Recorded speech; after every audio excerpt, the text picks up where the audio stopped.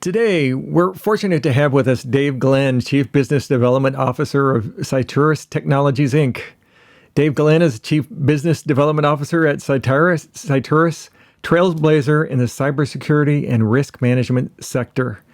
Dave's career spans over 25 years, where he's become a leader in information technology, cybersecurity, risk management, and business strategy.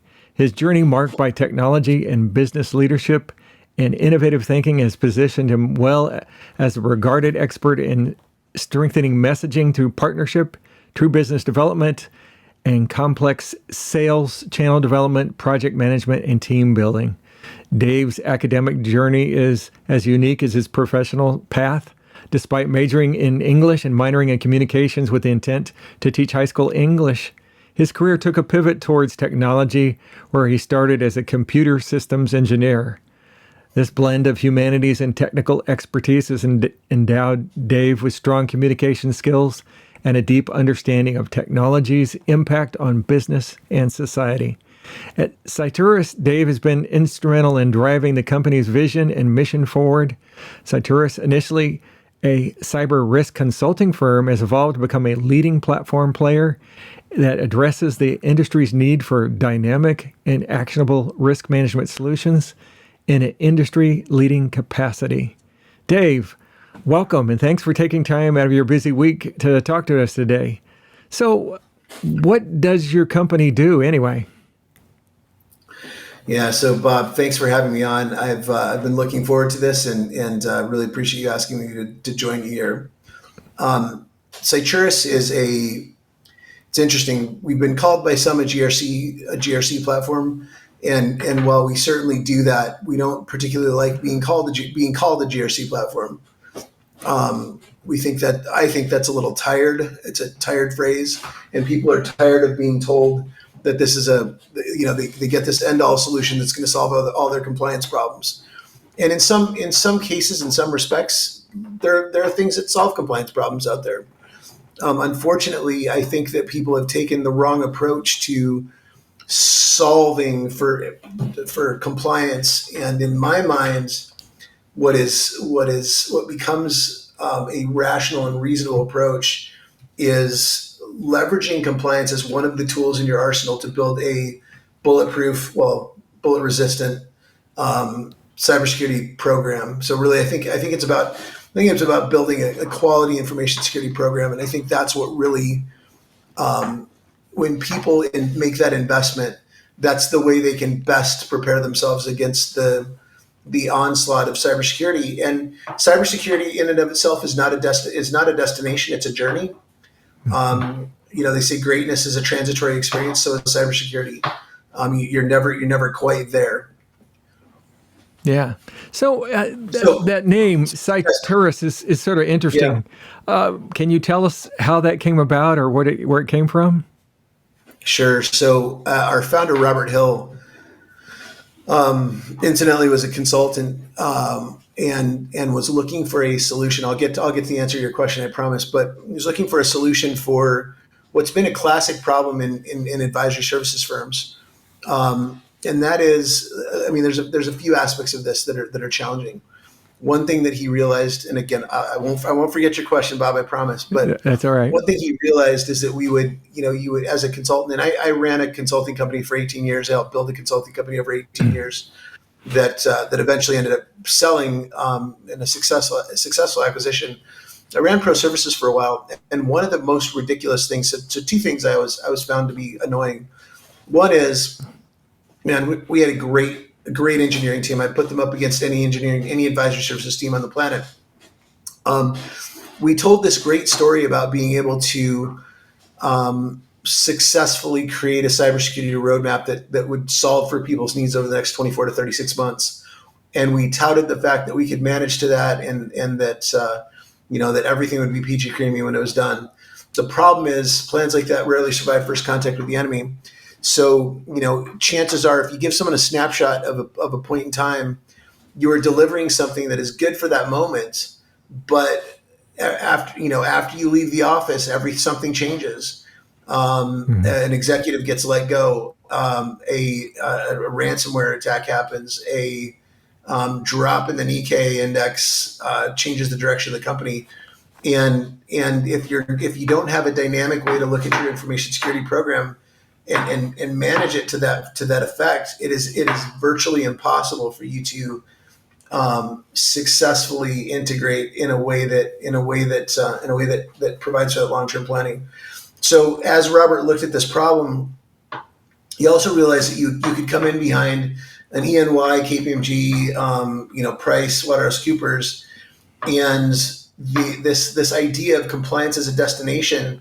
There would be these 500-page paperweights that people would have, and basically they would use the attestation letter and the business impact analysis, and they would show people that, and they'd say, "Look how great we did. We're up 3 points from last year.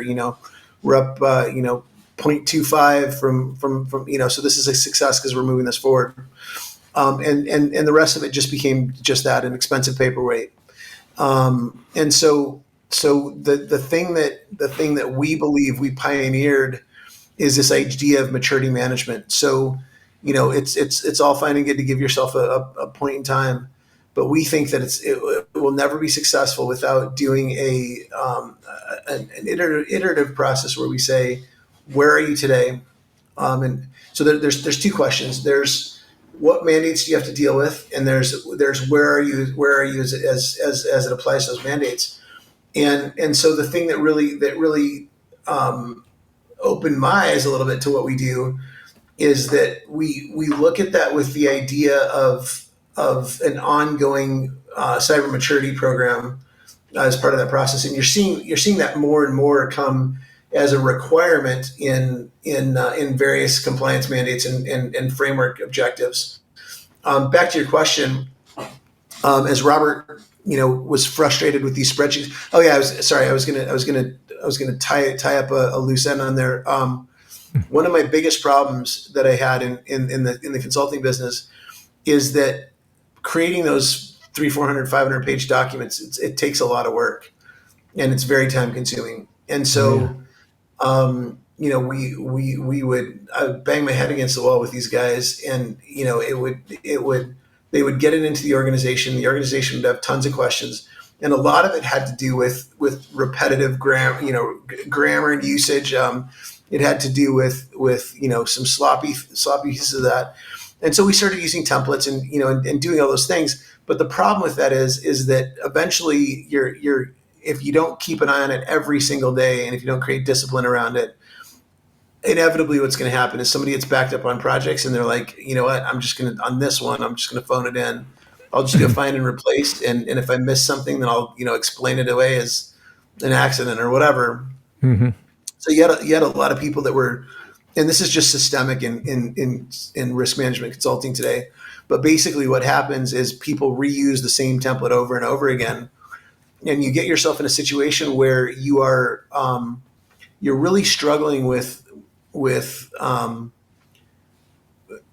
continuously building mistakes in your templates. If you always use the last known good one, there's a chance you're probably going to miss, and I can't tell you how often I've seen consultants do this. Go back and scribble out, change the name of a.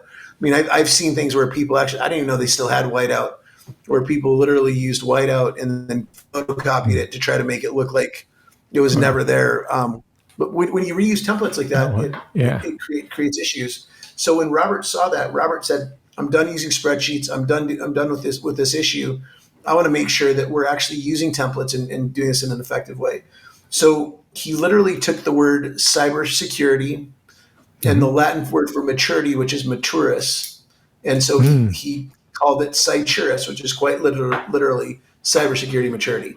How's that for a long answer to a short question? Oh, that's great.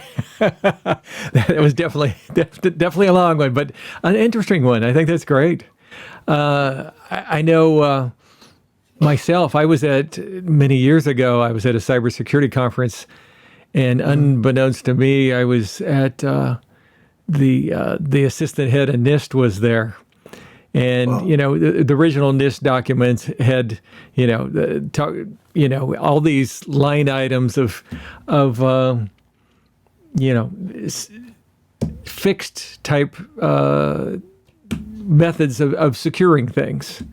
There was no, and I said, this is crazy. I said, cybersecurity is such a dynamic area, and things are constantly changing. And it was interesting after that conference and this conversation that I probably heard well within earshot of the assistant head. Within 24 months, they came out with NIST CSF, which had the iterative process. So anyway, I guess they were listening to some of their people, some of the people out there. There are some brilliant people involved in that, but I do think that sometimes when you make decisions, often when you make decisions by committee, it turns out badly for everyone involved. Yeah, no doubt. So, how did you end up getting with Cybersecurity? So that's an interesting story. So I helped build this cybersecurity consulting company over a period of 18 years, and I loved that place. It was it had my heart and soul and everything about me. Learned so much in that. Met some people that'll be lifelong friends in that process. But I got a little burned out on just the whole consulting business in general. Incidentally, there's a thing I love about consulting. I really encourage anyone that's looking to get into the cybersecurity industry, anyone that is searching that out as a possible career path, or if you've got a significant other, a child, or a friend that wants to get in the industry. The greatest thing about consulting in my mind is, first of all, I'm extremely ADD, which you've probably figured out already. Mm-hmm. I've seen several squirrels already during this conversation, but if you have a short attention span, working in a corporate role can be very difficult. One of two things happen. Either your skills atrophy because you start doing other things during the process, and you're not giving your best to an organization, and they're not getting the best out of you, and you're also not giving yourself your best in that scenario. So I encourage anybody that has a little bit of a burning desire to learn and a problem with paying attention and focus to get into cybersecurity consulting. The beauty of it is if I look at someone's resume that has 50 jobs on it, chances are I'm not going to hire you because I can tell that longevity is not your strong suit. But if I see someone's resume that has 50 enterprise successful completed engagements from an advisory perspective, I want that person all day long. It means a few things. It means that you've gotten rotations to work in that business and see how that operates. Being a cybersecurity consultant is amazing because one of the things that you can do is you get to absorb this security culture from multiple organizations, and there's just no other way you can get that. You can get that experience unless you quite literally quit your job and started a new one every 6 months or every 3 months or whatever. So I think there's a beautiful intersection there where people that have really committed to cybersecurity as a discipline and have longevity at an organization, which by the way, I love the idea of longevity at an organization. I think it's amazing. I think people that do that their whole lives, I think it's incredible.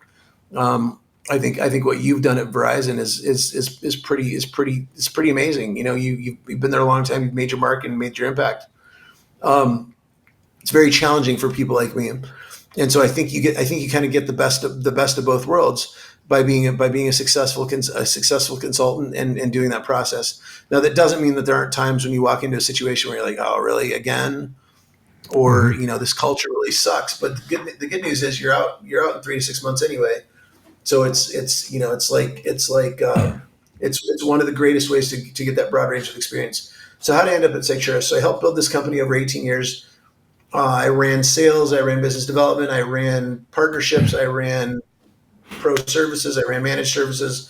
There's almost nothing I didn't do in that business, which again, that's another thing I highly recommend to people. If you work for the right consulting company, whether it's the mom and pop shop down the street or whether it's PricewaterhouseCoopers, you will have an opportunity to do multiple jobs. You will have an opportunity to figure out what is it that I really love to do. When I left CBI, so CBI was the company that I worked with over that period of time. I really thought that I would end up starting a competitive business at some point that did what CBI did. I wanted to do it in an ethical way and not take customers and not do any of those things. But I also and by the way, CBI ended up going through a very successful acquisition. I'm very good friends with the people that work there still, and that work as a part of the new organization. And it's been an incredible thing for me. Sorry, I've got a bug that got into my house somehow, and I'm gonna. That's a squirrel that's gonna keep distracting me. Anyway, so I decided to hang my own shingle, and what I have a passion for doing is helping other people be successful. Whether it's young people that I'm mentoring as part of a formal mentoring program or an internship program. I do a lot of my wife works at a boarding school, and I do a fair amount of mentorship where I go in and talk to people about what the real world looks like and how to prepare for that. My goal was to find. So when I started at CBI, I was made to believe that it was larger than it was, but there ended up being 6 people in a tiny industrial brick building in a northern suburb of Detroit with with a handful of customers, and we grew up to $100 million business, and successfully sold it. What I decided I wanted to do is find those people that have those glass ceilings that they keep bumping into, and try to help them get to the next level. So I was set to hang a shingle. I had chosen a business name, registered it, and was ready to rock and roll.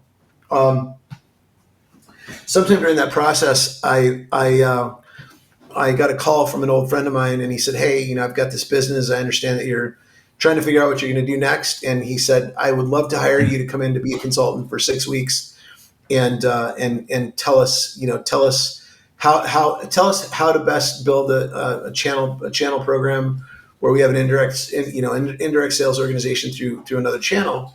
Build it for me, document it for me, take a little piece of equity, and then you can move on, do your next project." Well, that 6-week project started 3 years ago, and I'm still here. Yeah. The beauty of it is I looked at this problem that I'd seen over time in this idea that it's very difficult to manage cybersecurity roadmaps over time, and Cybersecurity just does it in a brilliant way that is. Robert says he developed the platform out of sheer frustration. It is built by practitioners for practitioners. So we have a bunch of really good partners that deliver this as a service. We have wonderful end customers that purchase the platform, and they use it to manage cyber maturity over time. We've got people that are just running small, everything from PCI to PCI assessments to HIPAA to just readiness or CIS 8, which used to be the SANS 20. Really, it's about so Cybersecurity is a flexible platform that gives you the model of being framework agnostic, so you can mash those together. Sometimes automotive companies, you have automotive companies that are liable for PCI, and could be HIPAA, and could be the SEC requirements. If they've got a lending arm, if they're an automotive company that's got a lending arm like Chrysler, Chrysler Financial was one back in the day. If you've got something like that, then you're also liable for FTC safeguards. So you've got all these pressing mandates that happen, and you really have the ability then to go in and look at it from a holistic perspective and really build a strong cybersecurity information cybersecurity program where the program helps you comply with all those things. And I don't know how you do it if you don't do something like that. You're constantly in an audit cycle if you try to do it any other way. And I think eventually everyone burns out on that, because eventually they realize that they're on a treadmill, and they just keep Sure. Chevy Chase in European Vacation. Hey kids, Parliament, Big Ben, Parliament, Big Ben, Parliament, Big Ben. You're going in this circle around, Sure. around, and again, not to mix metaphors, but Maybe Groundhog Day too. Groundhog Day. Groundhog Day, which is sometimes how you must feel when you're talking to me, because I do tend to I do That's all tend right. to kind of rehash that stuff. But yeah, that's kind of, my journey to Cybersecurity is an explanation of that. Seeing Right. something that works so well that I had to be a part of it. Yeah. So I heard that something exciting happened for your organization this past year.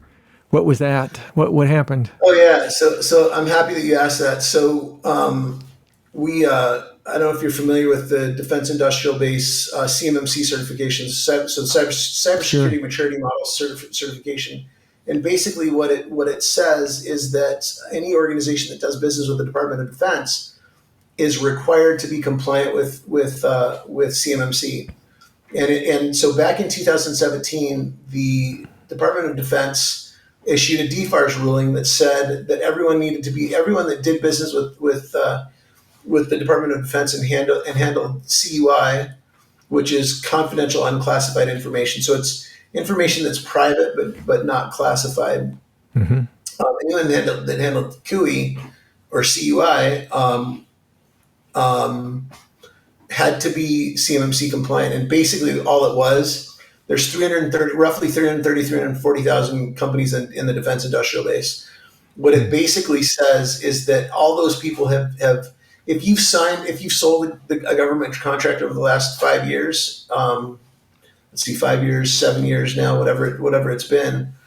Wow, time flies, doesn't it? Anyway, Yeah.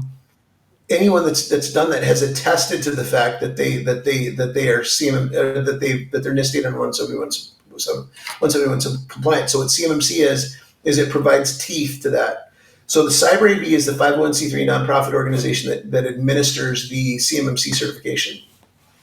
Okay. And they have a number of people in their ecosystem. They have training companies. They've got certifiers, which is C3PAOs. And so organizations seeking certification go to a registered practitioner to get a readiness assessment, and they tell them what to do, and then C3PAOs certify them. So We are so now did the you have CyberAB. did you have to become certified, or did you have to become certified to be a certified CMMC practitioner? So we're How does that certifiable. work? That's for sure. But so we actually, the way this started is we went down the path of becoming an RPO, a registered practitioner, and that is someone that is certified to provide to do these readiness engagements. So there are 3 levels to CMMC, and briefly, part of the challenge has been it's been really hard for small businesses. So a lot of SBA advocates and lobbyists have pressed back against this because it really was a difficult thing to quantify. It's a difficult thing for small businesses to approach and attack. So there's been a lot of pushback on it. So what's happened is the ecosystem has been dragged out because the Department of Defense they keep fighting back and forth as to what this is going to be. It's about to be. So a couple of periods passed. I'll talk about that in a second. We were an RPO. We became an RPO. We decided we want to take some of that consulting business, and we realized that there weren't a lot of advantages and benefits to this. We were paying this $5,000 a year subscription cost, and CMMC kept getting delayed. It was worth it if we could be on the cutting edge of that. But to pay $5,000 a year, not getting a return for it, was challenging for us. Right. So what we did, Robert Hill, our CEO, was speaking at an event that Matt Travis, who's the CEO of CyberAB, this 501c3 that runs a certification, was at, and their message connected very well. And Matt spoke after Robert did, and he quoted Robert a few times. And I approached Matt afterwards and just said, "Hey, based on what you guys are doing, we think there's a better way for you to do, to do this." And we already had some of the CMMC ecosystem people using our platform to either do CMMC. CMMC wasn't out yet, but they do readiness engagements and things like that. So we worked together with CyberAB we are now the designated platform as of September 25th, 2023. We are now the designated platform for CyberAB for RPOs, registered practitioners, to do that. Great. We just had a press release last week where Redspin, which is a C3PAO, we were talking to Redspin about, so we sold our platform to Redspin. So what happens now in the ecosystem, we have a solution for RPO or for OSCs, organization seeking certification. We're running, actually, I'll give you a link to this for the show notes, but we're running a special right now where people can literally go into an AI guided assessment on our platform for free. And it's a trial of our platform. But they can go in for free, and they can get their SPURS score, they can get their POAMs, which are plans of action milestones, and even their system security plan or their SSP. And it's a low monthly fee, and it's a subscription. People can get on and do that. What that does is it feeds the ecosystem. So RPOs get access to our platform as a part of their subscription. So again, we looked at it and said there's not a lot of advantages in the subscription for us, especially until the certification is out. So now if you sign up as an RPO, you get automatic access to our platform. You get the ability to perform 5 assessments. It is a stripped down version of our platform, but it gives you everything you need to be able to assess an organization for CMMC and provide them with their POAMs, their initial score, and their plan of action milestones. And so, as an RPO, as an RPO in good standing, you get access to 5 of those at no additional charge. After that, it's $500 a company. And when you're charging a company, $3,000, $10,000, whatever you're charging for them to do that engagement, it gives you the ability to do that assessment, and it's reduced. So anyway, let me say this first. So CyberAB announced that September 25th. We now have over 30% of the RPOs in this. There's about 350 RPOs, or I'm sorry, there's a little over 300, looking to be 300, 340, 350 by the end of this quarter. We've got just over a third of those companies already on our platform, leveraging. Wow. So what happens now is the OSCs get certified, or get their readiness engagement there. They've already got some information into the platform. The RPOs come in and do the readiness assessment. And in the most recent, and so CyberAB provides that platform to RPOs. They don't provide it to OSCs. They don't provide it to C3PAOs. It is a benefit of the RPO program. So these certified third-party assessors are the ones that certify it. Redspin, in this most recent press release that we did, says that they've experienced a measurable 85 to 90% reduction in the amount of time that it takes for them to provide the certification. Oh wow! So what's going to happen when this? They've been banning this back and forth for 3 years now. The CMMC model certification. In December 26th, they came back and the rule's been accepted. They had a 90-day comment period that ended yesterday, and there's a public comment period where the public had a chance to go and ask clarifying questions and try to make an impact on how this is rolled out. But there are some very specific timelines that we see now where people are legitimately going to be liable for this. You're going to see primes go in and require their subprimes, their contractors, to be compliant with this even before the DoD requires it, because it is one of the only ways that you have to actually protect yourself against the risk issues that organizations introduce when they're doing business with the DoD. And this is, we're talking about penalties now that are so impactful that there's personal liability associated with it.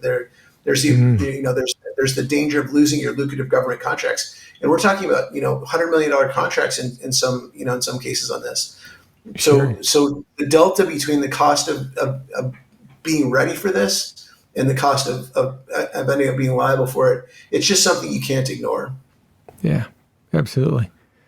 So, what do you think is going to happen next in this whole CMMC? Is there any things that we need to be looking for? Yeah, so I think first of all, if you do business with the DoD, so this is Coast Guard, Marines, Army, Navy, all the usual suspects. If you do business with them, man, you have to be looking at it now. You're already too late if you're not looking at it already. You have to prioritize that, partially because the assessment community is too small right now to deal with the demand. There's 340,000 companies that need to be certified. There's 50 some C3PAOs. There's 300 and some RPOs and training providers. My recommendation to people is get yourself in a training class if you need to train your people. Get into a training class if you need to get your people. If you need to engage with an RPO or C3PAO, get on their schedule. I know guys that are booking their schedules out as far as January, February of next year. They're so backed up with this business. Right now, there's a preliminary thing called the Joint Surveillance Assessment, where you go in with the DoD and as a C3PAO, you go into the DoD and you do that. You partner with them to do that. And these things are already backed up on that. So from the DIB perspective, if you haven't started on it yet, definitely start on it, and we'll provide you with a link to how you get onto that trial assessment if you want. If your listeners want to check that out. So that's the first thing. Sounds the next good. thing that I see is going to happen, Bob. Real quick, the next thing that I see that's going to happen is, as well as I do, that there's an alphabet soup of these compliance mandates out there. It's nearly impossible for someone to deal with all those things at once. Sometimes like we talked about earlier, 3, 4, 5, 6, 7 mandates that you have to be accountable for. In that scenario, Bob, I think that we're going to see a consolidation of these. Right now you've got a TSA requirement. You've got Homeland Security is looking at this. You've got foreign entities that are looking at this stuff. One of the things that we have to do is we have to look at this and say, okay, how do we consolidate it and one ring to rule them all or whatever. Build an information security program that works and then deal with compliance after. And from what I understand, you also do like HIPAA and FedRAMP and trusted information. Well, I guess this maybe your is Trusted Information Security Assessment Exchange. Is that your product? Or? No, so that's TISAX. So our product is the Cyber Risk Tracker, or CRT. Okay. And that's what our platform's called. By the way, reach out to us. Bob's got information on there. Reach out to me on LinkedIn. Reach out to sales@cyturus.com. We're certainly willing to. I'll have a conversation with you all day long and help you figure that out. But TISAX is a mandate. German automakers. It's basically a compliance mandate by German automakers, and TISAX is an area that we certainly help with as well. And that's TISAX. TISAX is interesting because it's one of those compliance mandates where it's Germany. They're very rigid and direct about and they'll say you must be done with this by the end of the year, or I can't do a German accent, but or we're going to pull business from you. And I've seen them pull business from organizations because they're not TISAX or TSAX compliant. Right. We have about 30 frameworks that we support, frameworks or compliance mandates we support today. Yeah. If you've got something that we don't support, it's really easy for us to ingest it. Do you cross reference between those 30 different frameworks as far as line items and that sort of thing? That's a great question, Bob. Again, we talked about earlier how complex things are. Until we have a and we've built a couple of frameworks that are inclusive of a lot of different frameworks. And you're going to see some really exciting news coming out. So I'll do a short interview with you when that actually hits. There's something really exciting coming in Q1 or sorry, in Q2, H1, Q2.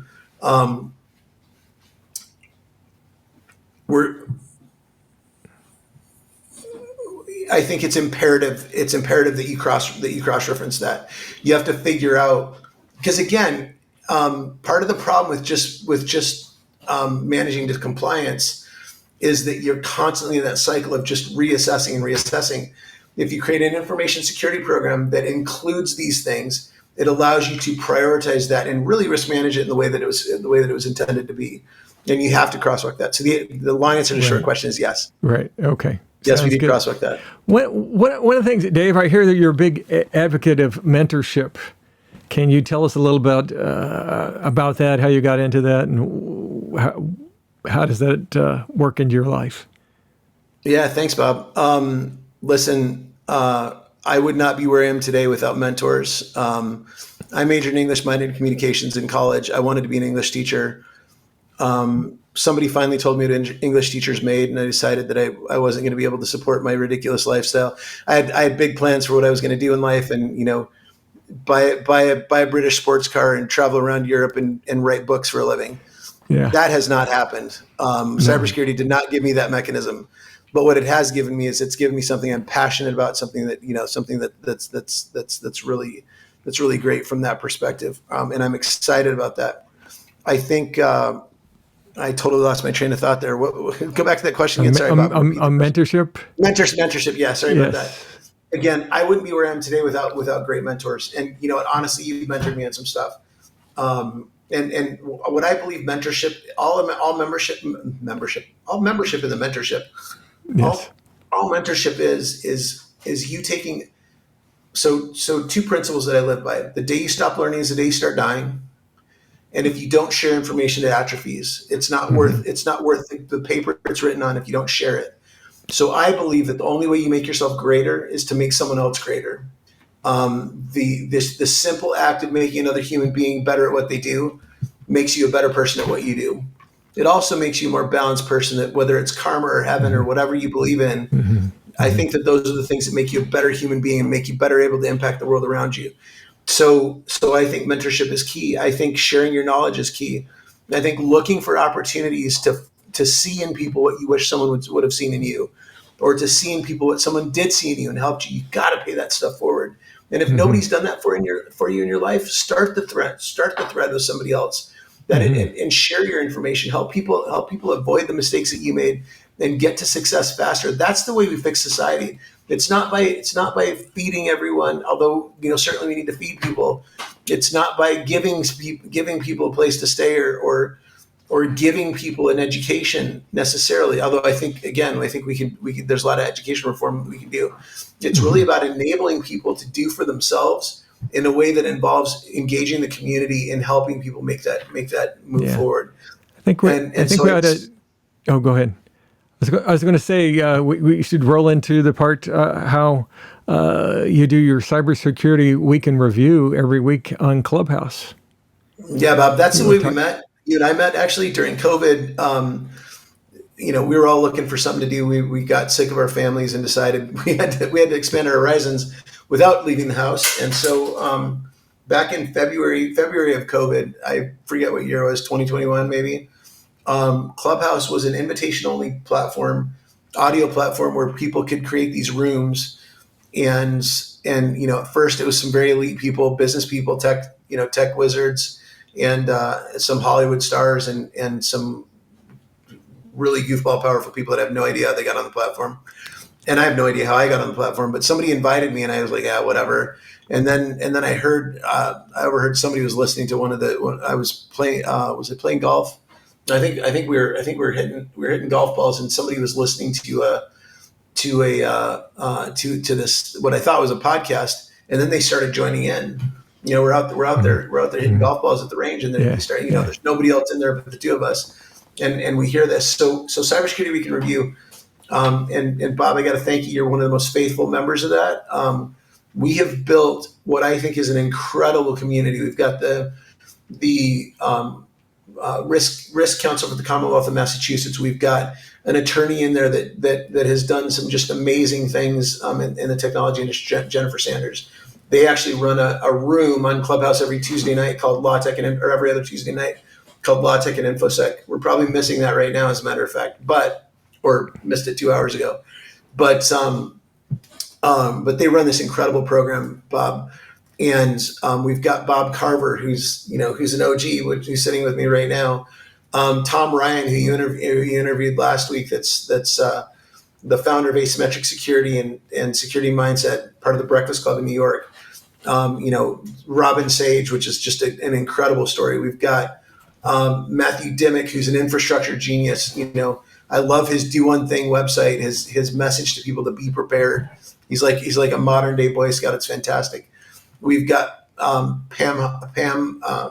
What's Pam's last name? Pam Hudson, who's a consummate healthcare cybersecurity professional. We've got Dragon to the West, who I'm not supposed to say his name, who's just a great red teamer, and we've got I mean, just incredible. Derek Chamorro, who's one of the best security guys I know, worked for Cloudflare and now's a CISO at a camera company and part of the Big Brother machine that he likes to pick on so much.